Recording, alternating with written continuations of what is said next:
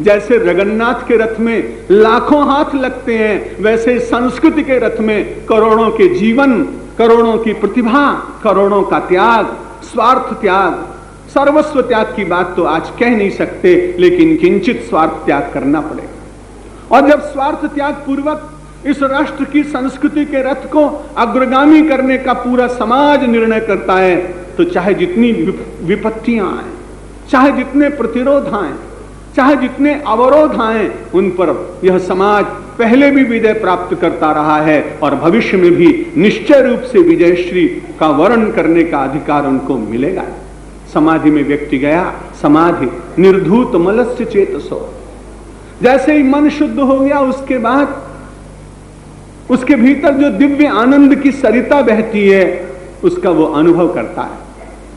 बड़ी कठिन बात है निर्विचार होना इस काल में, लेकिन एक दिन निवेदन कर चुका हूं कि जितनी कठिन बातें हैं उनको सरल करने के लिए मानव संसार में भेजा गया, नहीं तो उनका शास्त्रों में वर्णन ही क्यों होता। और उस प्रकार का जीवन जीने वाले लोगों का उदाहरण भी समाज में कैसे मिल पाता।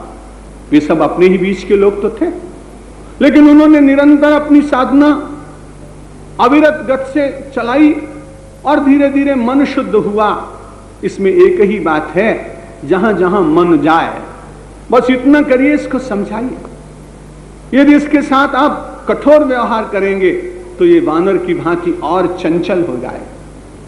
जब आप ध्यान करने बैठे और मन चंचल हो तो मन को एक ही बात कहो, मेरे मन, तुमने इन बातों में कितनी बार जाने की चेष्टा की होगी। जिन सुखों के लिए तुम तड़प रहे हो, इस सुख को तुमने कई बार भोगा है।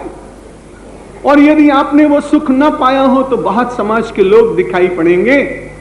उनको उदाहरण देकर मन से कहो कि देखो, उसने सारे जीवन इसी भोग में अपना जीवन व्यतीत किया, फिर भी अंतिम समय तक उसको उसमें से कहीं सुख मिला नहीं। यदि तुम उसमें प्राप्त करना चाहो तो तुम्हें कैसे मिल जाएगा।